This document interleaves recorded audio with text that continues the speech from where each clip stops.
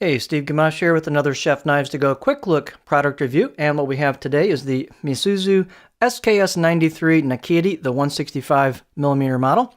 And the core steel on this is SKS93 full reactive carbon steel. So it's not semi-stainless or stainless. It's easy to sharpen.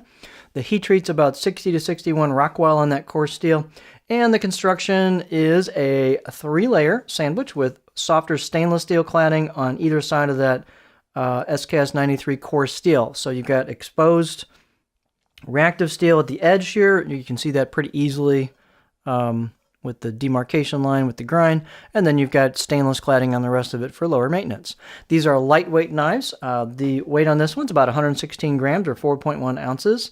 Edge length, it's a little hard to quantify these with the curve towards the tip area, but about 160 usable millimeters of length, about 6.3 inches. Overall length, about 12.2 inches. These are thin knives, and the spine thickness is about 1.75 millimeters approximately, and that just pretty much carries on the entire length all the way to the end here. The tip technically is down here, not up here.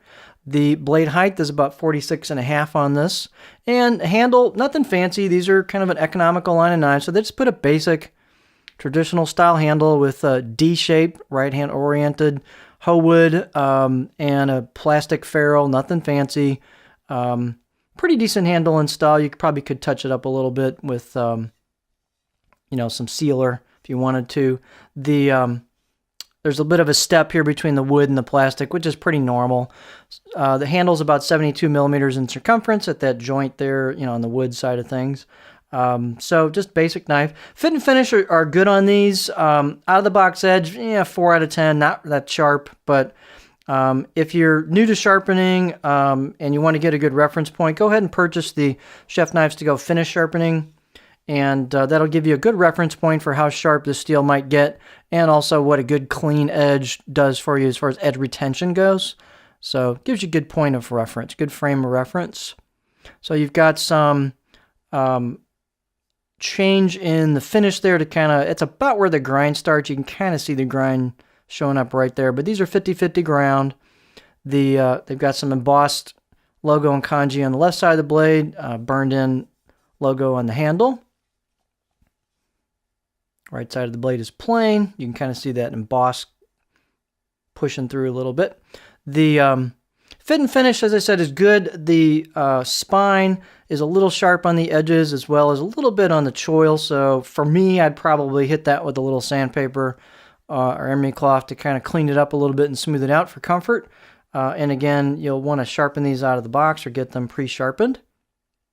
Let's take a look at it on the cutting board. This is just a no-frills line of knives, nothing fancy. So if you're looking for something to try out a Nakiri style, they've got good performance. They're nice and thin at the edge. Not super stiff, but reasonable stiffness for this thickness. And or if you're looking for something for a pro environment that's not going to worry if it gets scuffed up a little bit or something like that. These are economical, so could be a good option for that. Again, this would make a good entry-level Nakiri to learn on. The grinds are nice, the performance is good. Reactive carbon steel at the core, it's good to sharpen on. Here's your curved tip, so this will rock for you a little bit. Not much belly, it's got a nice, just a really good overall Nakiri type profile. Good for chopping. Again, the curved tip will let you rock some stuff with it. Pretty flexible. So, kind of a cool line that Mark brought in. Just good economical, nicely ground knife with stainless cladding over reactive carbon steel. It's a pretty cool line. So this is the Misuzu SKS93 Nakiri 165mm knife.